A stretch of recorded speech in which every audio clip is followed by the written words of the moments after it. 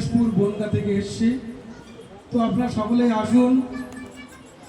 আজ এখানে নামযজ্ঞ অনুষ্ঠান এবং গোপালের বনভোজনের আয়োজন করা হয়েছে। তো যে সমস্ত ভক্ত আপনারা এলাকাবাসী, আপনারা সকলেই আসুন। আমাদের এখনই ভজন কীর্তন শুরু হবে। তার আগে আমাদের শ্রীধাম মায়াপুর থেকে আগত সর্বতারক নিতাই প্রভু আমাদের মঙ্গলচরণ কীর্তনের মাধ্যমে শুরু করবে। এবং আপনারা নিশ্চয়ই শুনেছেন ইস্কনের উন্নত ভক্ত সনাতন গোপাল দাস ব্রহ্মচারী বিবিটির একনিষ্ঠ ভক্ত, সে ভগবত গীতা পাঠ করে শোনাবে। তার বহু বই নিজে হাতে লেখা, যেমন প্রশ্ন করেন উত্তর পাবেন, যেমন বৈষ্ণবকে, এরকম অনেক বই নিজে লিখেছে।